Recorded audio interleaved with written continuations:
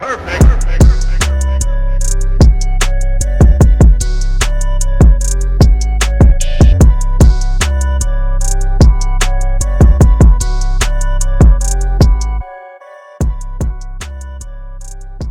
I already recorded the recap without checking my mail. I'll put this first because I just saw that there were questions. Because I was about to send the email and then I saw that I got an email. So I will answer the questions first, and then I'm going to put on the video that I did not know that there were questions, and I thought it was just a fresh recap. So let's do that. So there's 5 questions. The first question being, you ever consider joining a vampire league? The basic concept is when one league member doesn't draft, then picks up free agents post-draft. Then during the season, anyone who plays and loses to the vampire will have to trade a starter for a vampire starter. Process continues until the end of the season. Vampire are also always get number 1 waiver priority the entire season. Wow. I've never heard of that. I do need to study up on more fantasy formats because I definitely get stuck to the normal one. Listen, if you're looking to have fun, I completely support that. For me, that adds too much variability, a little bit of more luck than normal fantasy. Maybe I'm wrong. Maybe it's more skill. But just because of that trade piece, I've never considered doing it. I'll look into it, honestly, after this because that looks pretty interesting. But not I really like the normal fantasy format. I feel like it has a perfect mix of luck and skill. But yeah, that's honestly super interesting. Number 2, should any other player designation like out or doubtful be able to be used in IR slots? Bonus question, do you understand the humor of my team name, Team Glory Hole? Wow, Team Glory Hole. I mean, I know what a glory hole is. But do I know the humor? I don't get the humor. If there's an inside joke. If it's at the surface, then I understand it. Yeah, I don't get it if it's deeper. Unless you have a player glory. No, I'm guessing you don't have a play. There's no glory player. Okay, please explain that in the next week email from Caesar. That'd be great. I'm supportive of doubtful being in an IR spot only because doubtful. No one. When's the last time you saw someone doubtful play? I'm sure it's happened before, but I'm supportive of doubtful. I also think the other IR slot nuance should be this year I was supportive of a second COVID IR spot, so only to be used if it's a COVID IR situation. Fortunately, I'm surprised by how little amount of folks have had to be on that spot going into a week. But hey, I have Adam Thielen in my league, and I wish I could have him on a COVID IR spot right now. I think that makes sense. So I think that's the only nuance IR slot I'd really make. The doubtful thing, I'd be supportive, but I wouldn't do it if I were a commissioner myself, just because you really never know, I guess. But that's my perspective. Number 3, what are your thoughts of having divisions within a league, with each top team in each division gets it first round bye week? I'm not supportive of that. I know a lot of leagues that do that also. I personally feel there's already enough luck with fantasy being, who you're playing if you win or lose. So you're standing, someone could be 8-3 with less points than someone who's 4-7 and is in 8th place or whatever it might be. And I don't love that, but it's part of fantasy. If you add divisions, there's more of the completely out of your control, just complete luck. You could be in a better spot. So I'm against that. I understand the added competitiveness with division matchups, and that could be fun, but I prefer to maximize skill where possible. And I think that just maximizes luck a little bit too much for me. 4, what's the best gift, if any, that a champion has given to your league mates? Never. I can't believe that's open in your league. If your league does gifts from the champion, that y'all are good friends, y'all are good people, and I'm envious of the friendship and connection that you all have with each other. In my league, it's normally just a middle finger saying, I won the league, go F yourselves. I will say sometimes there are deals. This isn't a gift, but in the 2 years ago right before I won my final matchup, our breakdown was we do I think winner gets 800 and second place gets 250 or something. I don't know exactly. And I agreed to do 700, 350 before my matchup, even though I was a heavy favorite. Just because, if you're second place, you should at least double your money, in my opinion, and minimize, it was a friend. I didn't want one of us winning a ton, one of us barely winning anything. So I guess that's a gift, but it's not really a gift. What waiver system do I like best? What are my thoughts on eBay style waivers? So waiver-wise, I like the classic waiver where, you preserve your waiver for as long as you can. If you preserve it, you move up. If you use it, you move down. I think you have to just you don't have to think too hard, but you also do need to be strategic into, there's a very different strategy of holding and waiting all season, which I did last year. And I ended up getting, last year I actually got some really sick players. Who did I end up getting? I don't remember. But I ended up getting 2 really amazing running back options, which were fantastic. 2 years ago, I got Lindsey and Chubb, I believe it were my 2 guys I got off waivers. So that's a strategy I've used historically. This year, I had a feeling that based on my depth, I didn't really need, and running back specifically, I didn't really need to hold on and get that stud guy. And I knew guys would hold on based on my success in the last 2 years. So this year I've been using my waiver a ton, and it's enabled me to get really good defenses, really good role players like Chase Claypool, who people didn't feel, I don't want to use my number one waiver on him, but I was able to get him at like 5 or 6, whatever it might be. So I like that system, and my strategy depends on the year and my own roster, but I think it enables you to have a good strategy without like putting too much effort in. I have had fab leagues, I think that's how you pronounce it, where you have a certain amount of money. Highest bidder gets the player. Yeah. Only pays $1 more than the second highest bidder. Sorry, I actually just read that differently. I've done it where it's just highest bid and you don't know.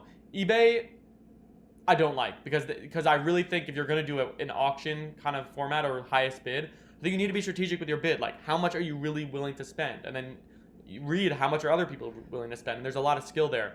eBay, you could just put 100 if you really want a guy. And yeah, I guess it could backfire if someone else puts 100 and then you just use all your money. But realistically, I think it should be based on really evaluating how much do you value the player.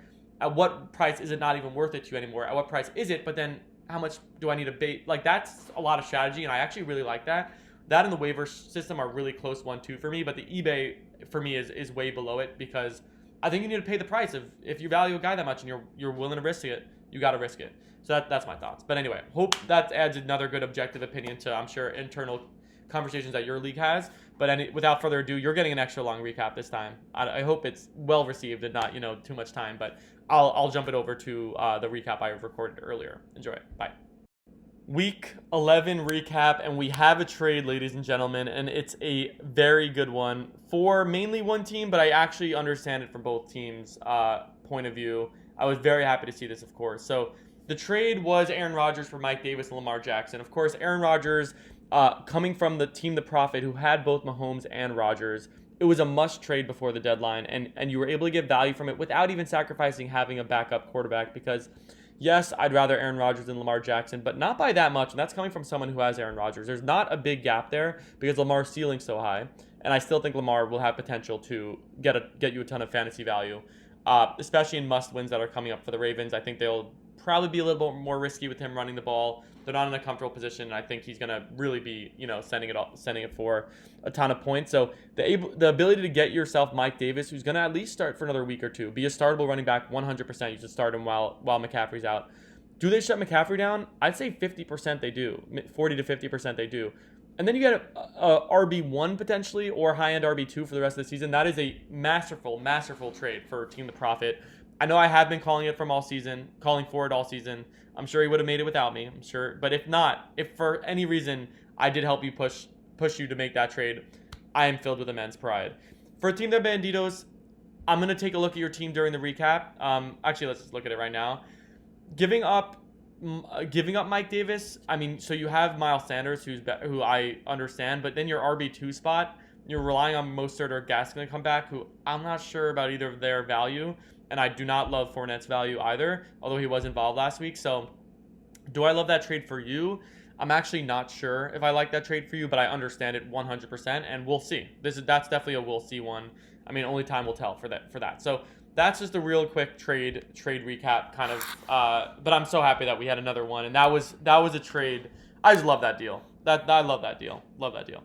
Okay, so anyway, matchup. So Paco Libre against Team The Prophet. Paco Libre in an absolute must-win. 6 teams do make the playoffs, so you're alive if you win, and you won, so you're still alive. I don't see it happening, but hey, you got yourself the win. You didn't have any really bad starts, honestly. Every start was one that I support. Even in the flex, Jacoby Myers, he only got 3 targets, but he was on the field for every snap except for one, and he said himself that they clearly had a plan against him with, safeties were diving on him in some plays, whatever it might be. I saw a quote somewhere. So I think he's still very serviceable moving forward. And I really just like this team from top bottom. So it's not one of the top teams. When I say I like it, I just mean it's a top 6 team in the league skill wise. But currently, even despite this win, you're going to need to win 2 more. You're obviously outside looking in. Kudos for benching the right guys. You bench Ronald Jones, which is a fantastic bench. You'll get David Johnson back. You have Ahmed, who's startable. You have choices. If you make all the right choices, you're alive, sure, but you're in a tough spot. Team The Prophet, tough loss, definitely tough loss, and sorry, you had a lot of guys on buys, so that's really. I mean, you had Dave Montgomery on a buy and injured. Stephon Diggs on a buy. Ayuk on a buy in case you wanted to use him. Singletary on a buy in case you wanted to use him. Hopefully you didn't. But I'm about to sneeze. So you have to start Willie Snead and Nyheim Hines. And you know I don't like Nyheim Hines, but he has been more involved, so I can't blame too much on Nyheim Hines. Willie Snead I don't really get, but I guess you had to do it. The good news for you is you made a masterful deal, again, to get Mike Davis. And Mike Davis got you 15.9 points. He almost got you the win, so team the profit. You're 5-6. You're right in the cusp of the playoff spot. I think with that trade, you will squeeze in. It was a must trade. You made the right move, and I'm hoping it's one of those situations where just making the right move pays off, and everything in the world makes sense. So let's keep an eye on that. Pain Train versus we went with Jared. Another really tight game. This was a really entertaining week for this league. No games were complete runaways outside of that last game that we'll get to. Professor S just being Professor S and doing what he does. Anyway, so Pain Train versus we went with Jared. Went with Jared with a massive win, not for his team, but as far as just disrupting, because all that's left for Win with Jared is being a spoiler, and he was able to do that. Puts up a solid 137 points, mostly behind Russell Wilson. Zeke finally coming back, which I think I said in this recap. Might have been other ones, but everyone was out on Zeke. He still has a ton of value. Zeke has a ton of value. And Darren Waller. Hollywood Brown being the biggest disappointment of the season. The player I was the most wrong about going into this season. Almost held you back, but he didn't. So we won't talk too much about this team just because it is season over, but kudos for you for spoiling. You do have more teams to play spoiler to, because this team still is a solid team, way better than the 3-8 record says. Team Pain Train, the biggest frustration probably this week being Kyler Murray. He got 22.7, so he did well, but that injury clearly held him back. He probably would have been able to get those extra 3 points if he was healthy and able to do his thing. Travis Fulgham being the guy who, I don't know if I could say disappointing, because you could have kind of seen it coming based on last week and just the way Wentz is playing, but Wentz and the weather.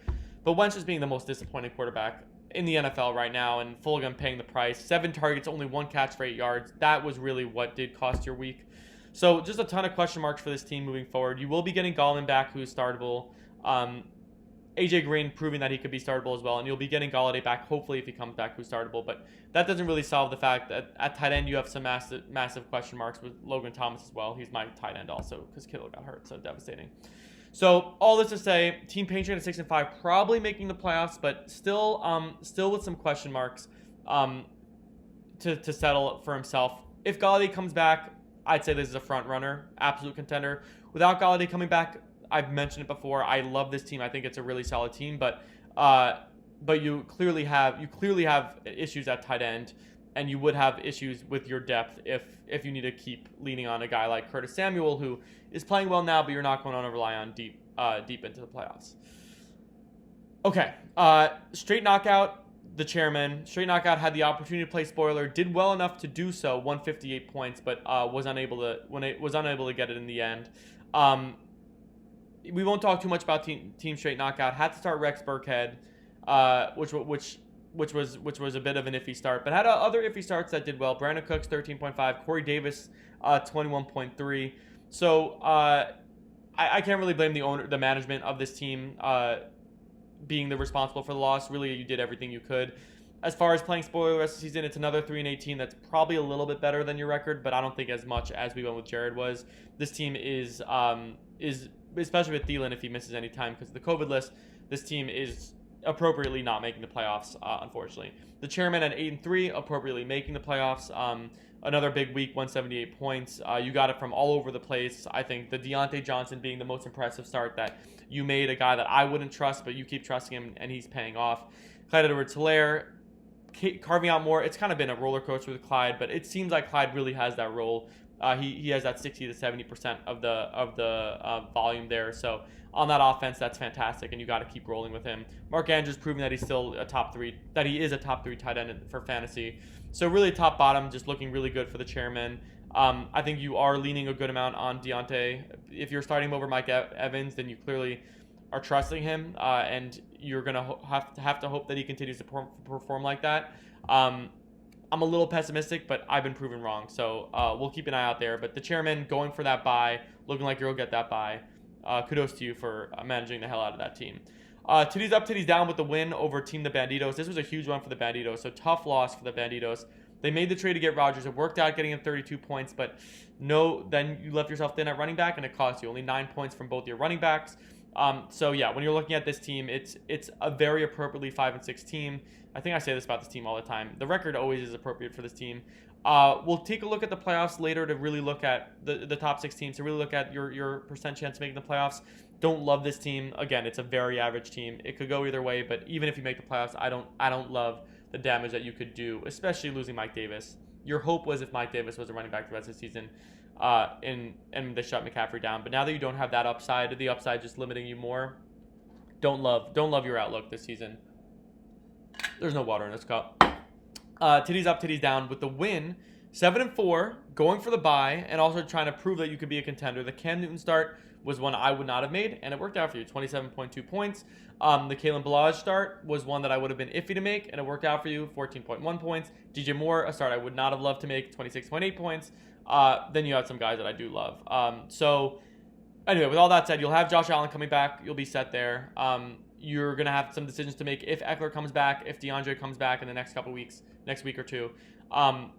There's some decisions to make for this team, but clearly the talent's there. I would think the guys I just mentioned as guys I wouldn't have start are guys you won't have to start when those guys come back. But maybe you surprise us and go with some of these guys that you might be falling in love with because they're performing well when you need them the most.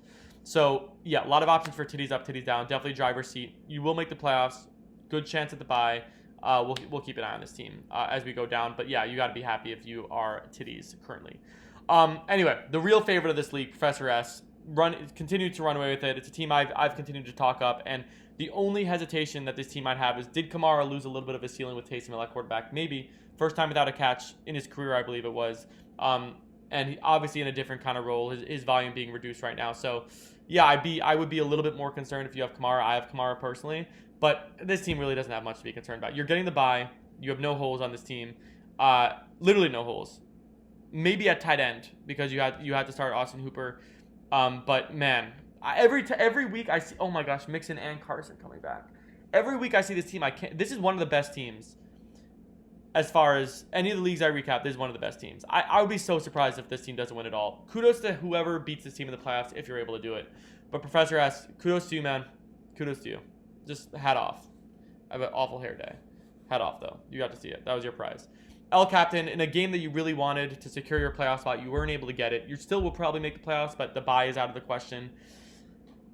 What can we say about this team? I mean, I've been hard on this running back group all season, mainly in the absence of McCaffrey, I've been hard on this running back group. If you get McCaffrey back, it's a much better situation.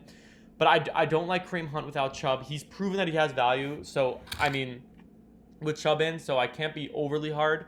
But if you're trying to make a run at the title, I don't like Kareem Hunt if you're pairing him up with Gurley, who already has a lower ceiling. So those are two guys with a low ceiling because Gurley's just, hobbled, just not the same guy he used to be. And Kareem Hunt's not a starting running back. When you have two running backs who are really never going to be able to get you more than 25 points. Watch them both get 40 points next week. But in my opinion, not be able to get you more than 25 points, you're just in a tough spot. So when you pair that up also now with the wide receiver group that you have, which I've also been historically hard on, Juju, Crowder, and Judy, this is a team that at 6-5, I would prefer a team like the Banditos at 5-6. I definitely prefer the other 6-5 Pain Train team here. I definitely prefer the Profit over here. So could you squeeze into playoffs just on your roster? Yes, I would probably put money on you making the playoffs, but will you be able to make any damage, do any damage in playoffs? Probably not. So only 88 points this week, disappointing. You'll try and make up for it next week, of course. So when you're looking at this team, this league now, you have 10 teams. 6 teams are going to make the playoffs. I know I always double check myself, but I'm 99% sure that that's the case. The current 6 teams in the playoffs are my picks to make the playoffs. I think there are stronger teams outside the playoffs. Paco Libre probably being stronger than El Captain. Bandito's probably being stronger than El Captain. But with that 1-game buffer and only 2 games left, and El Captain having that 0.4 tiebreaker, which I'm assuming is a tiebreaker in this league because it's in most, I don't see him losing the spot. And then the team, the Profit, being that 6th seed, getting the tiebreaker over anyone for points that he's going to be in a tie with. I think also, especially with that trade, is in a great spot here. So yes, I think these 6 teams are going to make the playoffs. I think once you make and I think the top 2 teams who are in the bye, Professor S and Chairman, get that bye as well. I do think once you get to that first round, I think the Profit will come up with an upset, and I think El Captain will lose. So I think it's going to be the Profit, and then whoever the Prophet doesn't play against, Pain Train or TBD, titties up, titties down, being in the semifinals. And I think the chairman's vulnerable in those semifinals. I don't think Professor S is. I think it's going to be Professor S. And let's go crazy upset. Team the Prophet is my current guess, and Professor S wins it all. That's just us guessing. But anyway, I mean, take note, by the way, points for chairman, who's currently in the 2 seed at 8-3, has the same amount of overall points, essentially, within 10 of Team the Prophet. Sorry, who's 5-6. So it's not too crazy. Anyway, okay, that's a recap this week. Best of luck to everyone next week. See you soon.